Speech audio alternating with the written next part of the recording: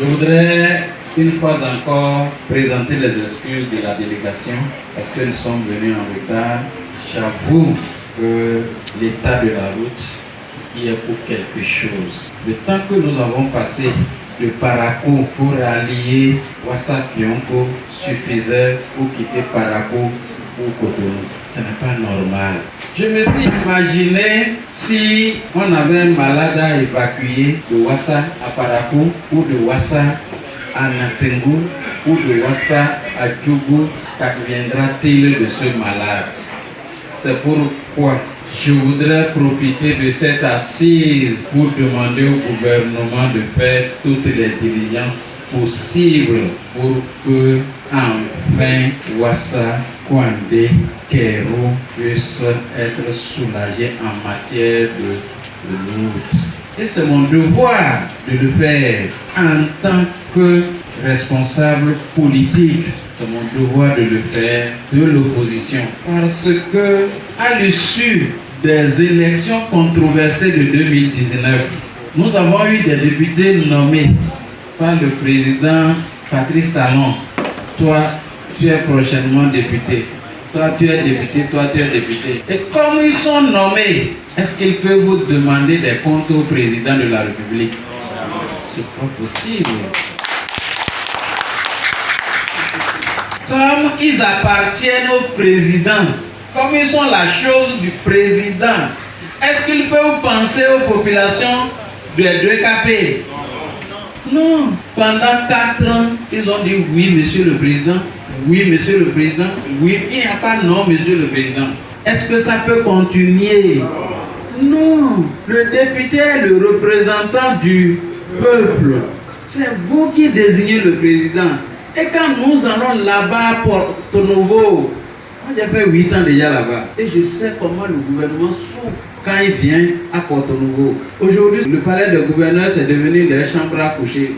Ils rentrent, ils sortent et aucun compte. Le député est le représentant du peuple. La souffrance du peuple doit être portée au haut niveau par les députés. Quand ils ont augmenté la taxe sur le soja, qui était de 50 francs à 150 francs. Vous avez entendu un de vos députés branchés? Ils vous ont défendu, mais vous serez obligé de payer. Sur 1 kilo, vous allez payer 150 francs.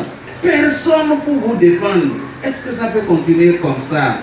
C'est pourquoi vous devez voter pour LD, pour que vous ayez des députés à l'Assemblée qui vont vous défendre. Voilà une raison de notre participation aux élections. Voilà une des raisons pour dire les taxes là asphyxient nos populations. Mais attends, est-ce que le soja a besoin d'engrais? Non. Quelle est la contribution du gouvernement à la production du soja? Pourquoi il va prendre 150 francs? Pourquoi il va prendre 150 francs sur le kilo? Tu n'as rien fait pour moi et tu veux prendre l'argent. 150 000 sur une tonne, donc c'est exagéré. Et il faut avoir l'honnêteté de le dire. Et je sais que quand nous on parle là, le président Talon entend. Et c'est quelqu'un qui aime qu'on le contredise aussi. Ils ne comprennent pas. Et ils pensent que quand on dit oui, monsieur le président, là, oui, monsieur le président, là, que c'est ça qu'il aime. Non, il aime entendre des voix discordantes pour se corriger. C'est un homme, c'est pas Dieu. Il se trompe aussi. La deuxième raison, c'est que quand vous laissez le pouvoir dans les mains d'une seule personne, tous les pouvoirs, pouvoir législatif, pouvoir exécutif, pouvoir judiciaire, pouvoir policier, tout dans ses mains, il devient dictateur. Non, on ne veut pas ça pour notre pays. Il faut partager le pouvoir pour que le pouvoir puisse contrôler le pouvoir. Voilà la règle de la démocratie. Donc, nous vous invitons à voter massivement pour les députés de l'opposition, représentés par les démocrates, pour que ça commence par changer dans notre pays. Pour que vous entendez aussi des voix qui ne sont pas d'accord avec ce qui se fait. Nous, on n'est pas d'accord, pas avec la personne de Talon.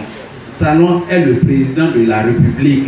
Mais sa gouvernance ne nous plaît pas. On n'est pas d'accord avec sa gouvernance.